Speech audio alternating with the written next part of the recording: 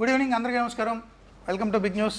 ఈరోజు మన ముందున్న గెస్ట్ రోహిత్ నారా, ప్రతినిధి 2. సార్ అలా చూస్తున్నారు మీరు కానీ ఎంతసేపు చెప్తారా? రేరు కదా అడగాల్సింది. ఓకే, మీరు జర్నలిస్ట్ కదా. సారీ సార్, మిమ్మల్ని క్వశ్చన్ చేయాలి. సారీ. ఎలా అని ముందుకు ఇలా వంగి చెప్పాలా? హాయ్, అందరికీ నమస్కారం. ఇవాళ మన గెస్ట్ మూర్తి గారు. సో ఆయన్ని అడిగి తెలుసుకుందాం ప్రతినిధి 2 సినిమా గురించి. మూర్తి గారు, మీరు జర్నలిస్ట్. సో అసలు అక్కడి నుంచి అసలు సినిమాల వైపు ఎందుకు రావాలనిపించింది? ఎలా జరిగింది జర్నీ అసలు? అంటే యాక్చువల్గా నేను జక్కా హరిప్రసాద్ గారిని సుకుమార్ గారు ఫ్రెండ్ సార్. ఆయన ప్లేబ్యాక్ అనే సినిమా తీస్తున్నారు. అందులో ఒక జర్నలిస్ట్ రోల్ ఉంది, చేయమన్నారు. బట్ నేను యాక్టర్ని కాదు, నాకు సంబంధం లేదంటే, లేదు న్యాచురల్గా మీలాగే ఉండాలి, ఆర్టిస్ట్ని పెడితే మళ్ళీ డౌట్ వస్తుంది అని ఆయన సుకుమార్ గారు స్కూల్ అందరూ కలిపి నన్ను మాట్లాడి నన్ను ఒప్పించి అందులో యాక్ట్ చేయించారు జర్నలిస్ట్కి. అప్పుడు ఇది పట్టింది, ఈ దురద. యాక్టింగ్ నుంచి డైరెక్ట్గా సినిమా తీసేయడానికి అలా అలవాటయ్యి అన్ని 24 క్రాఫ్ట్స్ అవన్నీ అబ్జర్వ్ చేసిన తర్వాత సో జర్నలిస్ట్ని హీరోగా పెట్టి సినిమా తీయాలనిపించింది. ఒకరోజు మీ పుట్టినరోజు నాడు 2 ఏళ్ల క్రితం కలిసాం మిమ్మల్ని. మీ సినిమాలు చాలా చూశాను నేను. నాకు మీ సినిమాలు ఇష్టం. మీ స్క్రిప్ట్ సెలెక్షన్ కానీ, మీ సెటిల్డ్ పర్ఫార్మెన్స్ కానీ, వాయిస్ కానీ. సో మీతో నేను ఒక 1-2 అవర్స్ మాట్లాడుకున్నాం మనం ఆ రోజు. అప్పుడు నాకు అనిపించింది, మిమ్మల్ని అబ్జర్వ్ చేశాను. అంటే యాక్చువల్లీ ఇలా కూర్చున్నా, మీరు అటు కూర్చున్నారు, వెనక వర్షం, మబ్బులు, మేఘాలు, ఉరుములు సిలౌట్లో కనిపిస్తున్నారు, గొంతు మాత్రం వినిపిస్తుంది ఒక బేస్ వాయిస్తో. అది కూడా చాలా సీరియస్ సబ్జెక్ట్ ఏదో చెప్తున్నారు మీరు ఆ రోజు నాకు. సో అనిపించింది, జర్నలిస్ట్ని హీరోగా పెట్టి సినిమా తీస్తే correct personality, correct voice, impact ఎక్కువ ఉంటుంది, జనాలకు రీచ్ అవుతుంది ఈ వాయిస్తో అనిపించి ఆ రోజు మీతో అన్నాను నేను, సార్ మిమ్మల్ని పెట్టి సినిమా తీస్తాను. మీరు చాలా సరదాగా అనుకుని వదిలేశారు. అంటే సినిమా తీస్తారంటే సరే ఎప్పుడో తీస్తారేమో అనుకున్నాను. 1 ఇయర్లో బౌండ్ స్క్రిప్ట్ తీసుకొస్తారనుకున్నాను. సో మీకు అది నచ్చి నన్ను డైరెక్ట్ చేయమండం, నమ్మడం నిజంగా థ్యాంక్స్ సార్. నా డ్రీమ్ 25th బిగ్ స్క్రీన్ మీద చూస్తున్నా. అంటే ఫస్ట్ టైం డైరెక్టర్కి, అసలు సినిమాతో ఎక్స్పీరియన్స్ లేనివాడికి కథ చెప్పిన తర్వాత మీరు నన్ను నమ్మి ఇంత పెద్ద ప్రాజెక్ట్ ఓకే చేశారంటే, కంబ్యాక్ మూవీ, నిజంగా చాలా థ్యాంక్స్. లేదండి, అంటే మీరు the way you wrote the script కానీ, ఎలా తీద్దాం అనుకుంటున్నారని చూపించిన విధానం కానీ, so I thought will do justice. And నేను చూసినప్పుడు I felt very happy that అంటే మీరు రాసిన కథ మీరే, I think you'll do better justice అనే ఫీలింగ్ ఉండేది. And you have done justice to this film. Thank you, నన్ను నమ్మినందుకు థ్యాంక్స్ సార్. మూర్తి గారు, మీరు ఫస్ట్ లుక్ రిలీజ్ చేసినప్పుడు Jan 25th అని వేశారు. మీరే కావాలని డిలే చేసి కరెక్ట్గా ఎలక్షన్స్ ముందు హైప్ కోసం అని చెప్పి డేట్ మార్చారని అందరూ అనుకుంటున్నారు. అలా అనుకుంటే బాగుంటుంది సార్. అదే అనుకుంటే నిజంగా చాలా బాగుంటుంది. నేను January 25 డేట్ వేసినప్పుడు నాకు తెలియలేదు ఇంత లోతు ఉంటుంది. సో మీ బర్త్డే కాబట్టి అకేషనల్గా ఫస్ట్ లుక్ పోస్టర్ రిలీజ్ చేసి ఆ డేట్ వేసాము. ప్లాన్ పర్ఫెక్ట్గానే వెళ్ళింది. కాకపోతే కాల్ షీట్స్ కాంబినేషన్ మీకు తెలుసు కదా, జిషు సేన్గుప్తా, సచిన్ కేడేకర్, వాళ్ళ కాంబినేషన్ సీన్స్. అండ్ మీరు కూడా సుందరకాండ్ అనౌన్స్ చేశారు ప్రాజెక్ట్. నేను టైటిల్ చెప్పేచ్చు కదా. సో మీరు ఆబిజీలో ఉన్నారు. కొన్ని డేట్స్, హీరో కాంబినేషన్ డేట్స్ వల్ల డిలే అయింది. సో సీజీ, మ్యూజిక్, సో ఇవన్నీ కొంచెం టెక్నికల్గా ఇతరత్ర అనే కారణాల వల్ల డిలే అయింది. బట్ మీరు అన్నట్టు ఉద్దేశపూర్వకంగా మూర్తి తెలివిగా కావాలని April 25కి తెచ్చాడు, January 25 అయిపోయినా అనుకుంటే ఐఎమ్ హ్యాపీ. అలా నమ్మండి అందరూ ప్లీజ్. అసలు ఈ సినిమాకి ప్రతినిధి 2 అని టైటిల్ ఎందుకు పెట్టాలనుకున్నారు? ఇంకేదే అంటే టైటిల్ ఒకటి, ప్లస్ అసలు ఈ జానరే తీయాల్సిన అవసరం ఏంటి? ఇంకే జానర్ అయినా తీసుకుండొచ్చు కదా. అంటే నేను 30 years నేను జర్నలిజంలో ఉన్నాను సార్. సో జర్నలిజం ద్వారా, సర్వీస్ త్రూ జర్నలిజం, అంటే సొసైటీకి జర్నలిజం ద్వారా కూడా ఏదైనా చేయొచ్చు అనే నాకున్న ఎక్స్పీరియన్స్లు, ఇతరుల నుంచి నేను చూసినవి. సో సమాజంలో జర్నలిస్ట్ రోల్ ఎంత కీలకమైన రోలు అనే దాని స్టోరీ తీసుకున్నాను కాబట్టి ఖచ్చితంగా జర్నలిస్ట్ అనగానే పాలిటిక్స్ చుట్టుపక్కల ఉండి తీరుతాయి. సో మామూలు cultural reporter, film reporter, sports reporter, specialisation reporter అయితే ఓకే, ఆ ఫీల్డ్స్ ఉంటాయి. బట్ జనరల్గా ఉండే జర్నలిస్ట్కి చుట్టూ ఉండేది రాజకీయాలే కాబట్టి స్క్రిప్ట్ అలా ఉంది, పొలిటికల్ థ్రిల్లర్. సో అనుకోకుండా ప్రతినిధి వన్లో కూడా జర్నలిస్టే, అనుకోకుండా ప్రతినిధి వన్లో సీఎంని క్వశ్చన్ చేస్తాడు జర్నలిస్ట్. అంటే సీఎం కిడ్నాప్ చేసి సొసైటీని క్వశ్చన్ చేస్తాడు, సిస్టమ్ని క్వశ్చన్ చేస్తాడు. సో ఆ ఎలిమెంట్స్ అన్నీ అనుకోకుండానే వచ్చాయి. ఇప్పుడు ఏప్రిల్ 25 కూడా అనుకోకుండా వచ్చింది. ప్రతినిధి 1 10 ఏళ్ల క్రితం మీ సినిమా ఏప్రిల్ 25 రిలీజ్ అయింది. సో వేరే టైటిల్ అనుకున్నప్పుడు స్క్రిప్ట్లో మీరు కూడా ఇన్వాల్వ్ అయ్యారు. 2-3 మంత్స్ మనం కంటిన్యూస్ డిస్కస్ చేసాం, నేరుగా వచ్చి కూర్చుని లేదా ఫోన్లో వాట్సాప్లో. సో అప్పుడు మీ నుంచి కూడా వచ్చిన థాట్ ఇది. ఎందుకంటే అన్ని ఎలిమెంట్స్ ఉన్నాయి కదా, కొత్త టైటిల్ పెడితే మళ్ళీ దాన్ని రిజిస్టర్ చేయడానికి దాని టేక్ ఆఫ్కి టైం పడుతుంది, సేమ్ జానర్ అని ఎస్టాబ్లిష్ అవుతుందని అన్నారు. కాబట్టి ప్రతినిధి 1 ప్రతినిధి 2 తీసుకున్నాం అంతే.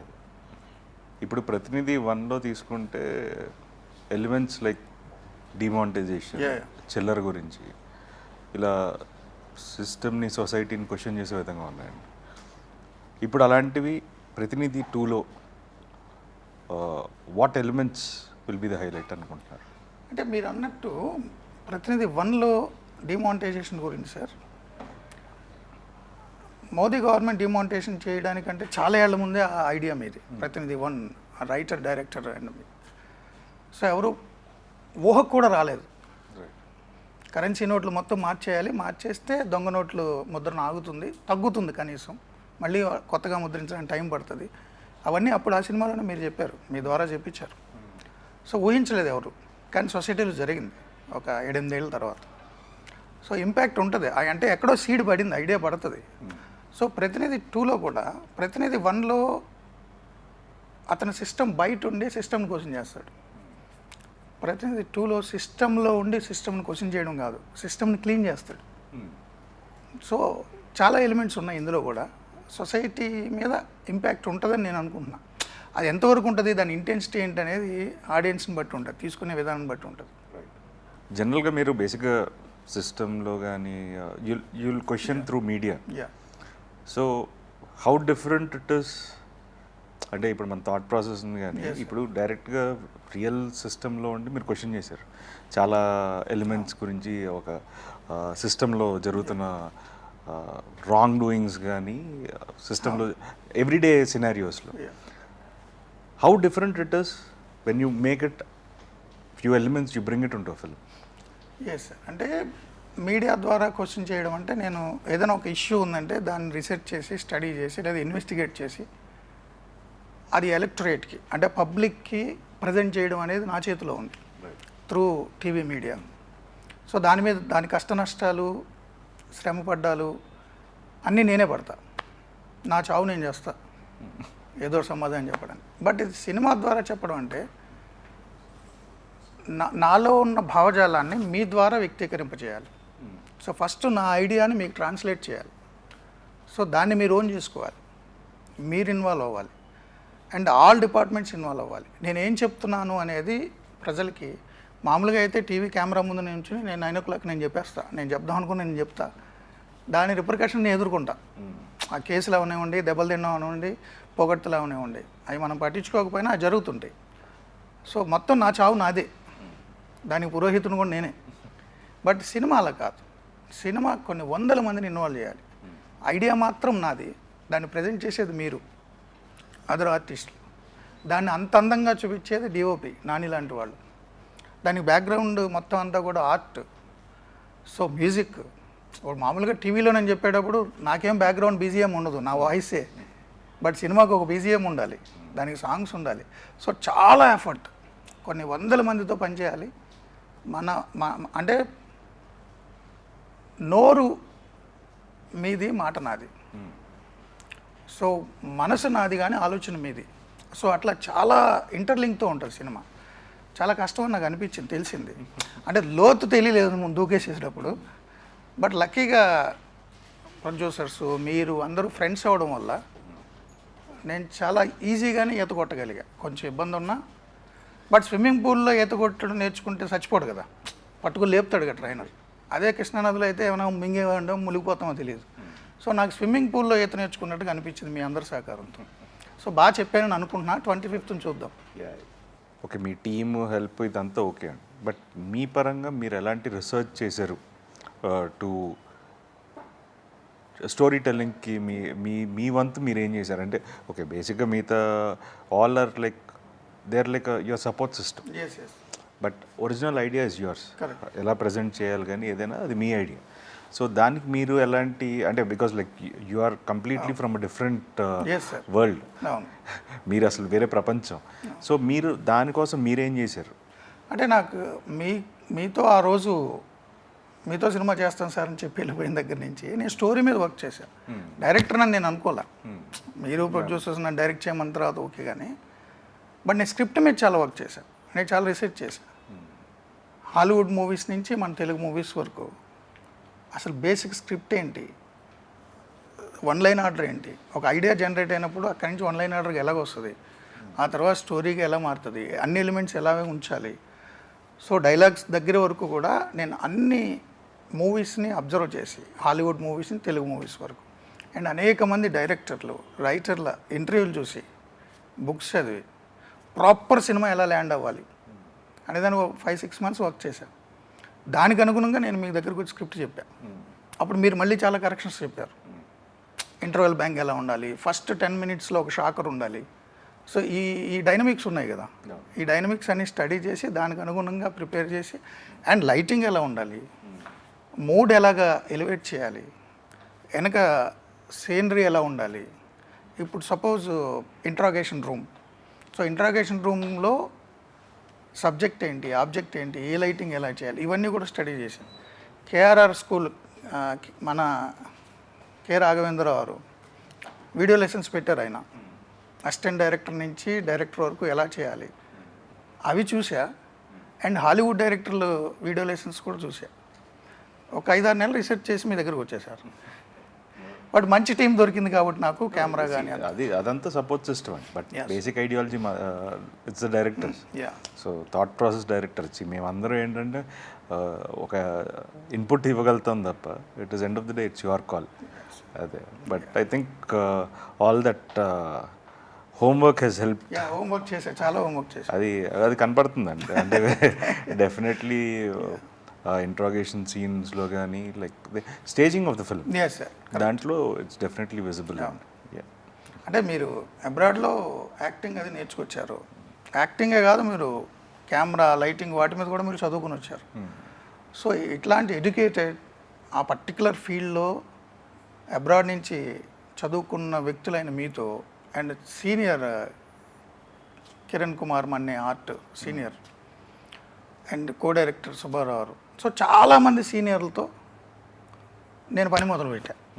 నేనే మోస్ట్ జూనియర్ ఎవడరా అంటే ఈ ఫిల్మ్లో నేనే. అవును, యాక్చువల్గా సినిమా పరంగా నేనే జూనియర్ని, బట్ డైరెక్టర్ చేశాను. But your efforts are true and but that is what people కొను స్క్రీన్ మీద చూస్తారు. స్క్రీన్ మీద చూస్తారు. అదే నాకు అంటే నేను డెస్క్టాప్ మీద చూసి, ఆన్లైన్ ఎడిటింగ్లో చూసి, మ్యూజిక్ సాగర్ మ్యూజిక్ ఇచ్చిన తర్వాత చూసి, డిఐలో చూసి, ఇప్పుడు మిక్సింగ్ దగ్గర చూసిన తర్వాత నాకు అనిపించింది. మీరు చిరంజీవి గారు ఫ్యాన్స్ ప్రెసిడెంట్గా చేశారు కాకినాడ. సో ఆయనతో మీ ఫస్ట్ సినిమా టీజర్ లాంచ్ చేయించడం మీకు ఎలా అనిపించింది? కానీ చాలా హ్యాపీ అనిపించింది సార్. అంటే గోదావరి జిల్లాలో ఉన్న యువకులు అప్పుడు 90s ఆ టైంలో చొక్కాలు చెప్పుకుని సినిమాకి బ్యానర్లు కట్టి పోస్టర్లు అతికిచ్చి, గోదావరి జిల్లాలే కాదండి, అంటే అక్కడ ఇంకా చాలా ఎక్కువ ఇంపాక్ట్ ఉంటుంది. మా తిరుపతిలో కూడా ఎక్కువ. మీరు కూడా అదే అనుకోండి, చిరంజీవి ఫ్యాన్. సో చిరంజీవి గారి సినిమాలకి బ్యానర్లు కట్టి పోస్టర్లు అతికిచ్చి 100 రోజుల పండగకి బైకులు అమ్ముకొని ఇంకా చాలా చేస్తారు కదా ఫ్యాన్స్. అట్లా చేసినప్పటి నుంచే సినిమాకి సంబంధించి ఉంది మైండ్లో, బాడీలో సినిమా అనేది ఒకటి ఉంది. బట్ అప్పుడు చదువుకున్న దాని పరంగా జర్నలిజం, టీవీకి వెళ్ళిపోయా. బట్ బిగ్ స్క్రీన్ అనేది ఎప్పటికీ రాత్రిపూట చాలా సినిమాలు వస్తాయి కళ్ళలో సినిమాకి సంబంధించి. సో అలాంటిది ఆ సినిమా మీ ద్వారా, నా ఫ్రెండ్స్ ద్వారా, అందరి ద్వారా ఆ తెర మీద నిజం అవుతున్న మొదటి సినిమాకి ఆయన టీజర్ లాంచ్ చేయడం మెగాస్టార్ గారు, అది నిజంగా చాలా హ్యాపీ. చాలా హ్యాపీ అనిపించింది. నా ఫ్రెండ్స్ చాలామంది, అంటే మేమందరూ కలిసి ఫ్యాన్స్గా ఉన్నప్పుడు ఫ్యాన్స్ అసోసియేషన్లో వాళ్ళు ఇప్పుడు కూడా అరే గూస్ బంప్స్ మూమెంట్ రా, నువ్వు బాస్తో టీజర్ లాంచావు, నీ సినిమా టీజర్ లాంచ్ చేయించావు అంటే నా schoolmates fans association friends WhatsApp గ్రూప్లు ఉంటాయి కదా, సో వాళ్ళు నన్ను మినీ మెగాస్టార్గా చూస్తారు. నేను మెగాస్టార్తో టీజర్ లాంచ్ చేయించాను, అది మంచి ఫ్యాన్ మూమెంట్ అది. రైట్. బట్ అనుకోకుండా మా హీరో కూడా చిరంజీవి అంటే ఇష్టం. ఎనీ తెలుగు సినిమాలో he's like undisputedly one of the Chiranjeevi garu అంటే ఇష్టపడిన వాళ్ళు ఎవరు ఉంటారు అనుకోండి. బిగ్గెస్ట్ స్టార్ అండ్ ఆయన యాక్టింగ్ వైజ్ కానీ everything. So even first time comedy timing అది మీవి కూడా నాకు అలా అప్పుడప్పుడు అనిపిస్తుంటాయి, కొన్ని కామెడీ టైమింగ్ పడుతుంటుంది, బాస్ కనిపిస్తుందిరా. ఆయన the way he received us also is like very pleasant and true. ఇప్పుడు సినిమా అనేది జనరల్గా ఇట్స్ మీన్స్ ఆఫ్ ఎంటర్టైన్మెంట్ అండి. అంటే ఎంతవరకు సినిమాల్లో మనం చెప్పే సోషల్ ఇష్యూస్ కానీ సోషల్ రిలేటెడ్ ఐడియాలజీ కానీ ఎంతవరకు జనాల్లో రిఫ్లెక్ట్ అవుతుంది, how much it will create an impact? అంటే సార్ మొత్తం ఏదో సినిమా ఏదో ప్రపంచాన్ని మార్చేస్తుందని అనడం ఎంత అబద్ధమో, సినిమా ఇంపాక్ట్ ఏమి ఉండదు అనుకోవడం కూడా అంతే అబద్ధం. చాలామంది అంటే సినిమా అనేది ఒక మీడియంగా చూస్తే అంతకుముందు అందుబాటులో లేనప్పుడు, సినిమా అందుబాటులో లేనప్పుడు కానీ, ఇంత విస్తృతంగా అందుబాటులో లేనప్పుడు కానీ పుస్తకం అనేది చాలా ఇంపాక్ట్ చూపించేది ప్రజల మెదడుల్లో. చాలామంది యువకులు పుస్తకాలు చదివి చాలా ఇన్ఫ్లుయెన్స్ గురైన వాళ్ళు ఉన్నారు. ఆ పుస్తకాల ద్వారా ప్రభావితమై నేను డాక్టర్ని అవ్వాలి, నేను ఇంజనీర్ని అవ్వాలి, లేదా సో అండ్ సో నేను క్రికెటర్ని అవ్వాలి. కొంతమంది ఆటోబయోగ్రఫీస్ చదివి ఇన్ఫ్లుయెన్స్కి గురయ్యి దానికి రీచ్ అయిన వాళ్ళు చాలామంది ఉన్నారు. అంటే ఒక సిరా చుక్క 1000 మెదడుల్ని కదిలిస్తుంది. సో పుస్తకం అంత వాల్యూ ఉంది.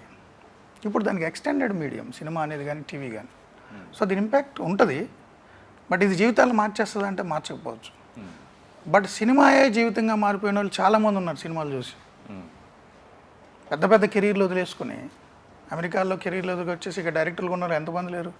వాళ్ళ నరనరాల్లో సినిమా ఉంది. సో సొసైటీలో ఇంపాక్ట్ అంటారా, కొంతవరకు ఉండొచ్చు. అంటే కొన్ని సినిమాలు చూసి ఆదర్శ వివాహాలు చేసిన వాళ్ళు నాకు చాలామంది తెలుసు. సినిమాలు చూసి ఆదర్శ వివాహాలు చేసుకున్నారు, కులాంతర వివాహాలు చేసుకున్న వాళ్ళు ఉన్నారు. సినిమాలు చూసి చాలామంది కళాకారులుగా మారిన వాళ్ళు ఉన్నారు. బట్ మనం ఇచ్చే మెసేజ్ ఓరియంటెడ్ పని కట్టుకుని మెసేజ్ ఇస్తానరా అంటే ఎక్కదు. అండర్ కరెంట్గా కనుక మెసేజ్ ఉంటే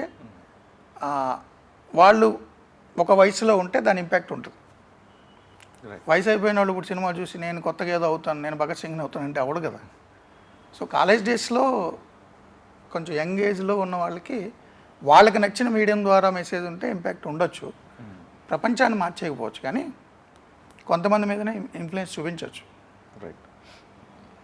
అంటే చిరంజీవి గారి సినిమాలు చూసే కదా మన సినిమాకి వచ్చాం. లేదంటే నా ఉద్యోగం బాగానే ఉంది, నా లక్షల జీతం, వ్యవస్థ అంతా బాగానే ఉంది.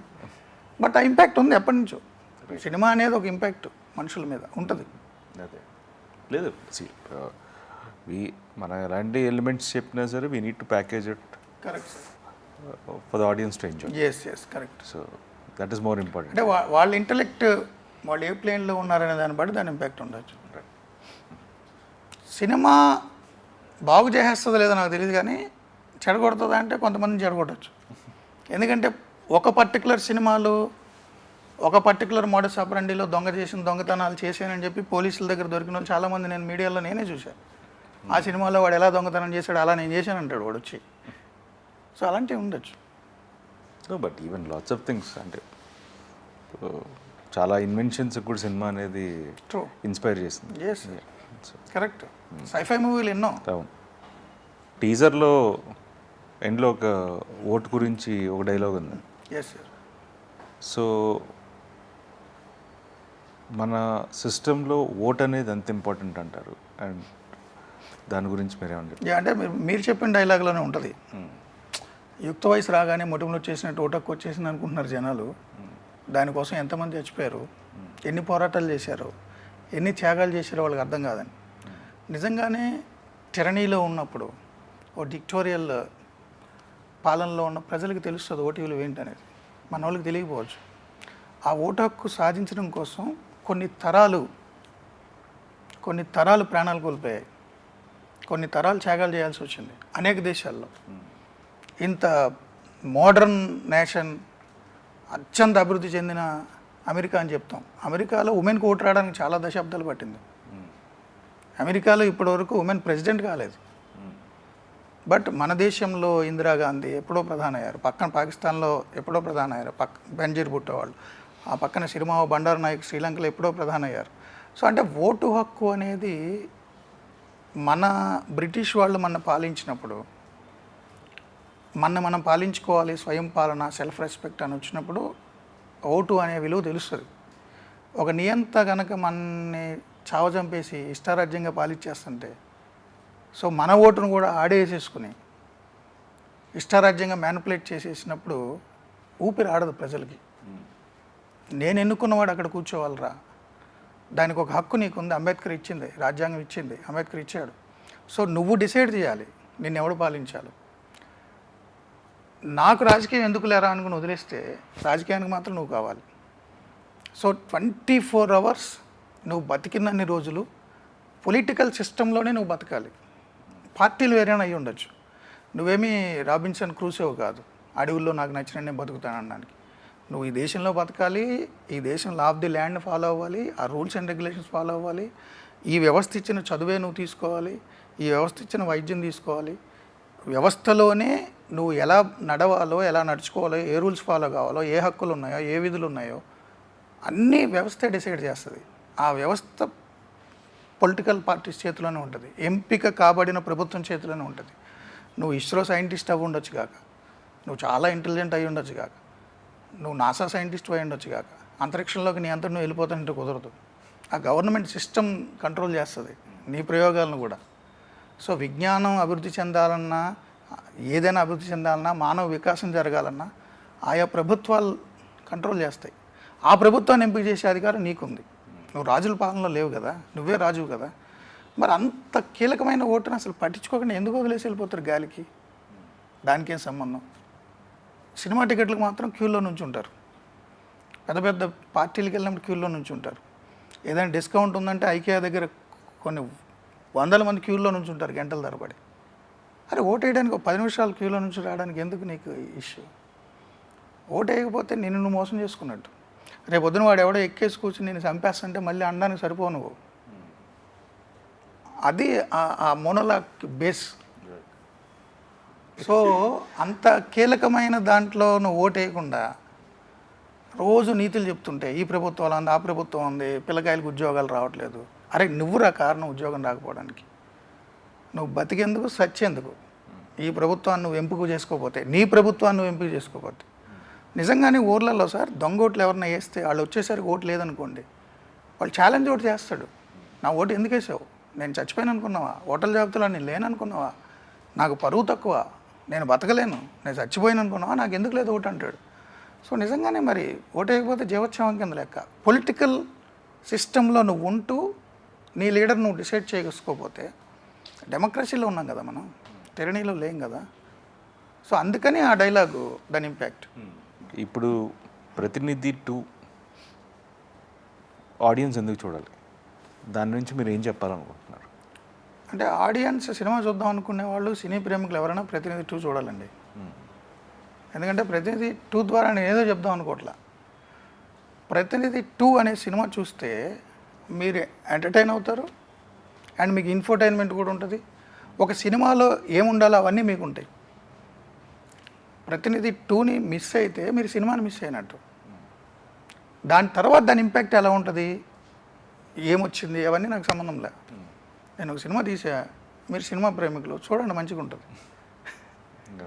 టీజర్ రిలీజ్ అయిన తర్వాత, లేకపోతే ఫస్ట్ లుక్ అప్పుడు కానీ సోషల్ మీడియాలో కొన్ని దగ్గరలో ఏంటంటే, బికాజ్ లైక్ మిగతా సినిమాలు వచ్చాయి, so lots of people are comparing these to other films and saying this is also propaganda film. దాని గురించి మీరేమంటారు?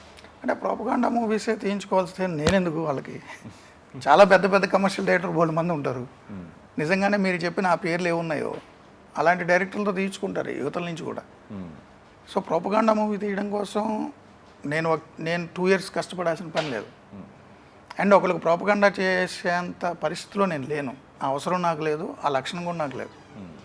బట్ నారా రోహిత్ టీవీ5 మూర్తి అనేసరికి ఆ సోషల్ మీడియాలో ఎవరు అట్లా చేస్తున్నారేమో. మనది ప్రోపగండా మూవీ కాదు, పొలిటికల్ థ్రిల్లర్. ఈ జానరే సెపరేట్. మీరు లూసిఫరు, గాడ్ ఫాదరు, ఒకే ఒక్కడు, చాలా సినిమాలు ఉన్నాయి కదా, లీడర్, అవేం ప్రోపగండా మూవీస్ కాదు కదా. సో మంది కూడా అంతే, ప్రోపగండా మూవీ కానే కాదు, మంచి సినిమా, సినీ గోయర్స్, సినీ లవర్స్ ఇష్టపడే సినిమా, పార్టీలకు అతీతంగా, రాజకీయాలకు అతీతంగా, perfect professional commercial political thriller. ఏ పార్టీని భుజానెత్తుకోలేదు, ఏ పార్టీ కాడికి పడేయలేదు, పార్టీలతో మనకు పనే లేదు, ఆ లీడర్లతో కూడా పని లేదు, క్యారెక్టర్లు అంతే. ఈ క్యారెక్టర్లు ఏ రిజంబ్లెన్స్ ఉండదు. బట్ ఎవరైనా భుజాలు తడువుకుంటే నాకు సంబంధం లేదు, ముందే తడివేసుకుంటే అసలు సంబంధం లేదు. సినిమా చూడకముందే డిసైడ్ చేస్తే నేనేం చేయలేను. సినిమా చూసిన తర్వాత కూడా ఆ ఫీలింగ్స్ రావు. మంచి సినిమా తీసేయడానికి అనుకుంటారు అంతే. ఇప్పుడు ప్రతినిధి 2 తీశారు, ఫ్యూచర్లో మీరు చేసే సినిమాలు కూడా ఇదే జానర్ మీద మీ ప్రొఫెషన్కి సంబంధించి ఉంటాయా, లేకపోతే చిరంజీవి గారి ఫ్యాన్ లాగా వేరే మల్టిపుల్ జానర్స్ ఏమైనా ట్రై చేస్తారు కమర్షియల్ సినిమాలు? అంటే సార్, ఆ వర్షం కురిసిన రాత్రి మీ పుట్టినరోజు నాడు ఆ సిలౌట్ షాట్లో మీరు మాట్లాడిన కంటెంట్ సీరియస్ కంటెంట్. మీ ఆ సిలౌట్లో ఆ ఉరుములు మెరుపుల మధ్యలో సొసైటీ గురించి మీరు మాట్లాడారు. అప్పుడు నాకు వచ్చిన స్పార్క్లో మీ ప్రతినిధి అయ్యి చూసా. నాలో నేనే నా సోలో లాంటి సినిమాకి సంబంధించిన టాపిక్ మాట్లాడితే అప్పుడే నేను పాటలు తీసేవాడిని, లవ్ సాంగ్. లేదు, ఇప్పుడు సుందరకాండ వచ్చింది మీది, ఆ డైలాగ్ అద్భుతంగా ఉంది. మణిరత్నం గీతాంజలి, సిద్ధు బొమ్మరిల్లు, ఏం మాయ చేసావే, గౌతమ్, ఇవన్నీ గురించి చెప్పారు కదా, పవన్ కళ్యాణ్ గారు ఖుషి. సో ఈ టీజర్ నేను అప్పుడు చూసుంటే నేను కూడా లవ్ సినిమాకి వచ్చేవాడిని, ఈ జానర్కి. సో పర్టికులర్గా జర్నలిజం పొలిటికల్ తీయాలని ఏం లేదు, అన్ని జానర్లు ఉంటాయి. చిరంజీవి గారి ఫ్యాన్ కాబట్టి ఆ comedy timing, love, dance numbers అన్నీ ఉండే జానర్లు తీస్తే, ఒకే జానర్ తీస్తే అది సినిమా నాకు అనిపించింది. ఎప్పుడు ఒకే జానర్ ఫిక్స్ అవ్వకూడదు. బట్ ఆ వర్షం కురిసిన రాత్రి మీరు మాట్లాడిన టాపిక్ కాబట్టి ఇది పొలిటికల్గా థ్రిల్లర్గా వచ్చింది. సుందరకాండ చూసిన తర్వాత నా ఒపీనియన్ మారి మీ మీద కూడా, మీతో కూడా నేను లవ్ సినిమా తీస్తానేమో. ఓకే మూర్తి గారు, 25th రిలీజ్ అవుతుంది. సో మీరు ఆడియన్స్కి ఏం చెప్పాలనుకుంటున్నారు? 25th చూసిన ఆడియన్స్ నాకేం చెప్తారని ఎదురు చూస్తున్నా. నేను చెప్పాల్సిన సినిమాలో చెప్పేశా, సో ఆడియన్స్ చూసి చెప్తారని చూస్తున్నా. సో లెట్స్ సీ 25th ఎలా ఉండబోతుందో. అండ్ థ్యాంక్ యూ మూర్తి గారు. And thank you. చూస్తూనే ఉండండి సార్. నేను అదే అలవాటు పడ్డ ప్రాణం కదా, కంక్లూజన్ నేను నన్ను చెప్పనే ఉంది సార్. సార్ కానీ సార్ కంక్లూజన్ చెప్పే ముందు ఒక క్వశ్చన్ అడగాలి, మళ్ళీ నాలో జర్నలిస్ట్ వచ్చేసాడు కాబట్టి. సరే, ప్రతినిధి 2 చేశారు, నన్ను అడిగారు మీరు ఆ జానర్, ఈ జానరే చేస్తారు, ఇంకే జానర్ చేయరా అని. ఈ సినిమాలో కూడా మీరు ఇష్టపడే లవ్ సాంగ్ పెట్టాను కదా సార్. నేను పెట్టారు, నేను ఇష్టపడేది కాదండి, కథ అదే అంటే మీరు సోలో లాంటి జానర్ ఎంతో కొంత నేను పెట్టాను. మీ సుందరకాండ అంత కాకపోవచ్చు. ఏంటి సుందరకాండ అసలు ఎట్లా ఈ సబ్జెక్టు?